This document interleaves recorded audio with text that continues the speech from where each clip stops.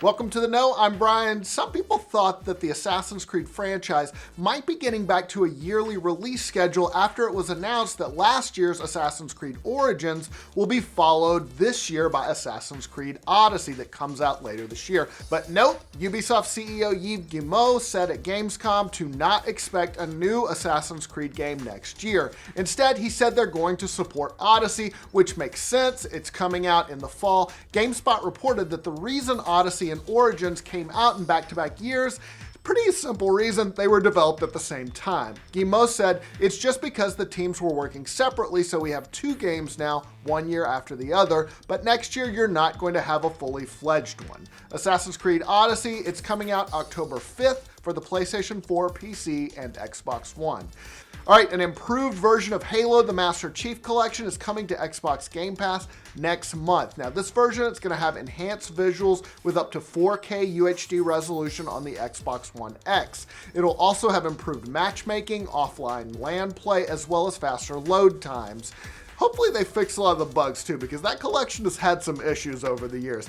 If you haven't played it, it includes Halo Combat Evolved Anniversary, Halo 2 Anniversary, Halo 3, and Halo 4. All of them are going to run at 60 frames per second. Now, the collection has been a super requested addition to Game Pass. That makes sense considering Halo is still one of the signature franchises for the Xbox. It's going to hit Game Pass on September 1st. If you've never played a Dark Souls game and you want to see what all the fuss is about, Bandai Namco has announced a new collection that packages all three games together. The Dark Souls Trilogy will include the new remastered version of the first Dark Souls, along with Dark Souls 2, Scholar of the First Sin, and Dark Souls 3, The Fire Fades Edition. As a nice perk, the DLC for all of the games will be included as well. These are classic games. 1 and 3 are my particular favorites, but they're all worth playing. It's out October 9th for the PlayStation 4 and Xbox One. We got to see some gameplay of Devil May Cry 5 recently at Gamescom. Now we've got a release date for the long-awaited 5th installment of the series. The gameplay trailer, we got a brief look at Dante and his sweet motorcycle, which he broke apart and uses as a weapon.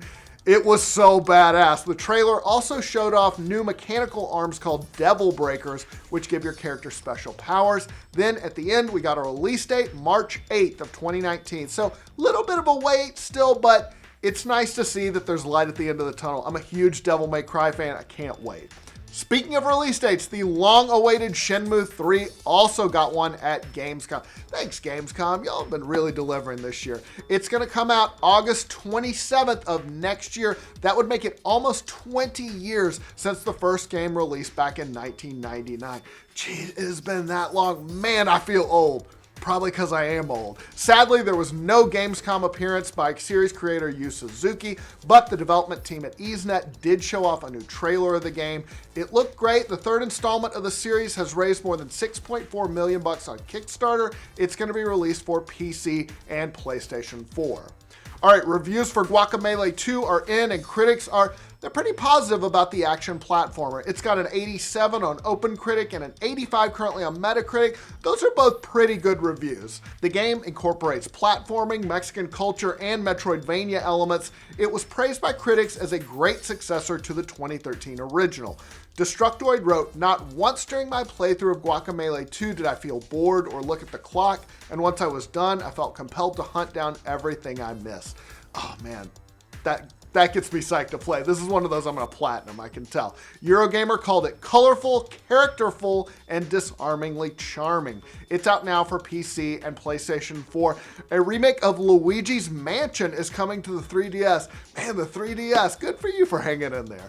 Nintendo Europe tweeted that the game will release on October 19th, just in time for Halloween. The game, of course, came out for the GameCube way back in 2001 and was very loved, especially by me. Then the 3DS got a pretty good sequel, Luigi's Mansion Dark Moon in 2013. Definitely cool to see the original making a comeback, and it is more good news for 3DS owners who still want games to play on the system.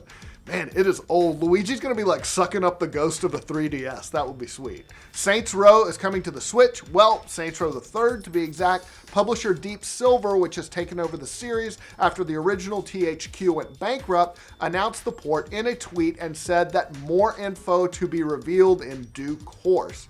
Now, the game originally came out in 2011 for PC, PlayStation 3, and the Xbox 360. If you didn't play it back in the day, it's Saints Row. It's super violent, super silly, it's open world. You're leading the 3rd Street Saints gang. You got a massive turf war against your rivals. It's awesome. I love Saints Row. Nintendo Everything reported that the game will release on Switch in March of next year. The online game seller GOG has introduced an initiative that's aimed at educating people about the perils of DRM. It's called FCK DRM, and they've set up a website that points out all the bad things about DRM, which it calls a kill switch built into your games that allows corporation to block your access to your games at any time. You know what? No false statements there. As GOG put it, we strongly believe that if you buy a game, it should be yours and you can play it the way it's convenient for you and not how others want you to use it. Of course, GOG is well known for not having DRM in its games. It's one of its really strong features. It kind of sets it apart from a lot of the other PC sellers. The site also points out, though, that DRM applies to a lot of other media as well. Books, music, movies. If you want to learn more, the website is fckdrm.com. I love that name.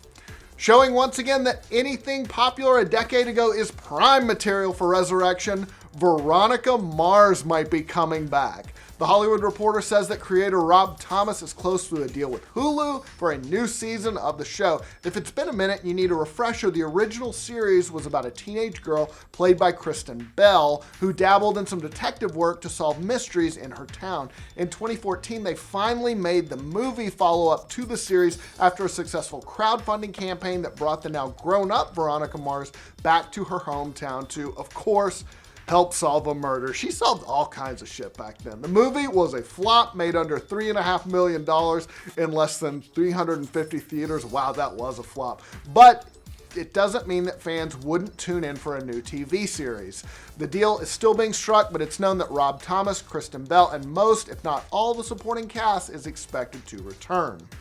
The world of James Bond took a big hit yesterday when it was announced that director Danny Boyle was walking away from the 25th installment of the long-running spy franchise. The producers cited the favorite creative differences, which usually means that one party wanted to do something new and different, and the other party wanted to do the same old, same old. You can probably guess which is which in that situation. This would have been Boyle's first go at a Bond film. He's done a ton of stuff. You might remember him Slumdog Millionaire. Trainspotting back in the day was awesome. He was given the green light after his Trainspotting screenwriter John Hodge took a stab at a script. The producers already had a script in the works, though, by Neil Purvis and Robert Wade, who wrote all the other Daniel Craig 007 movies. So it's not clear if they'll throw out Boyle and Hodge's version and go back to the previous draft, but they got to do something pretty quick because they've got a release date set of November 8th, 2019 here in the States and an even earlier October 25th release date in the UK. So they got to do something or they're going to get soloed. The search for a replacement director already underway. Better get to it, guys. All right, that is all the news we've got for today. Let us know what you think about all these stories down in the comments below. For all your news from every corner of the internet, like this video, subscribe to The Know. I flubbed a lot this video. You'll probably see in the end card, but man, I messed up a lot. I gave Kdin a lot of material. After it was announced that last year's, Ubisoft CEO Yves Guillemot said at Gamescom to not expect... Yves. The S is silent. All right.